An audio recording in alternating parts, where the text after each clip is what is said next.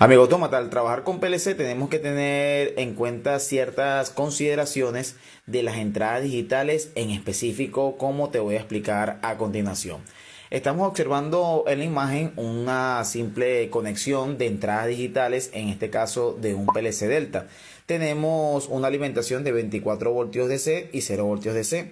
Ya todos sabemos que este PLC, como otros, presentan un borne común al cual nosotros tenemos que colocar el positivo o el negativo de acuerdo al tipo de entradas de la configuración que nosotros queremos realizar, si es Sync o si es Source. En este caso estamos utilizando la configuración Source, como lo ves en pantalla, en donde estamos empleando directamente un polo positivo para cada entrada digital. Por ende, el común de todo este circuito interno lleva conectado un voltaje de 0 voltios DC.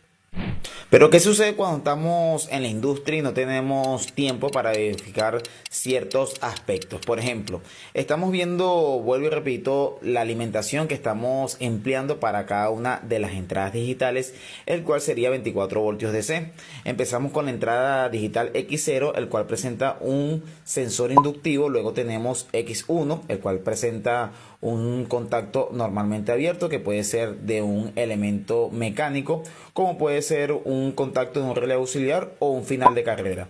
Y finalmente tenemos la entrada X2, que presenta un pulsador normalmente abierto. Hasta este punto nosotros estamos considerando que el voltaje mínimo o el voltaje que debe sí o sí recibir nuestras entradas digitales tiene que ser 24 voltios DC para que ésta se active. Y tenemos que tener en cuenta ciertos aspectos de cuidados en los PLC, ya que estos no necesariamente necesitan de 24 voltios DC para activarse. Te voy a mostrar un ejemplo. Fijémonos en la siguiente especificación que nos da el fabricante del PLC que tenemos en nuestro tablero. Aquí nos está indicando que independientemente para la configuración de entrada que estemos utilizando, esta recomendación va a aplicar para ambos casos, tanto para Sync o para Source en el tipo de alimentación DC. Nos está indicando también que la entrada de corriente para 24 voltios DC es de 5 miliamperes. Luego tenemos aquí lo que te estaba comentando, que sería el nivel de activación, y nos muestra dos casillas. Dentro de las casillas también hay unas especificaciones de acuerdo a la entrada digital o al grupo de entradas digitales que nosotros podríamos estar utilizando. Por ejemplo, aquí tenemos que del estado apagado a encendido, las entradas X0 y X1 va a recibir como mínimo, debe recibir como mínimo 18,5 voltios DC, y por encima de este, que sería el máximo 24 voltios DC.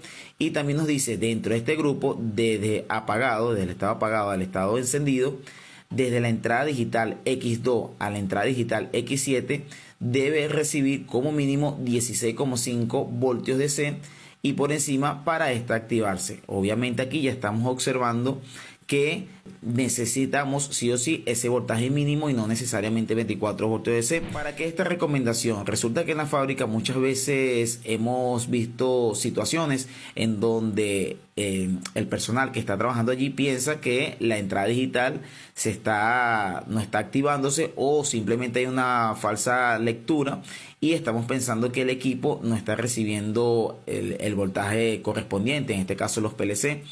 Y resulta que las cosas van más allá, porque muchas veces nos encontramos sensores de reflectivos, los cuales van a detectar de acuerdo a la graduación de su potenciómetro, los sensores capacitivos, que de igual forma detectan un rango de trabajo. De acuerdo a ese rango van a enviar la señal. Entonces se presentan estos casos en donde no sabemos cuál es la alimentación como mínima que debe recibir nuestro PLC. Entonces ten cuidado allí. Para finalizar, te muestro también el estado de on a off que nos muestra, y aquí sí nos dice que abarca todas las entradas digitales que van de X0 a X7, que serían en total 8 entradas digitales, y nos está diciendo que por debajo de 8 voltios DC esta va a pasar de un estado de encendido a apagado.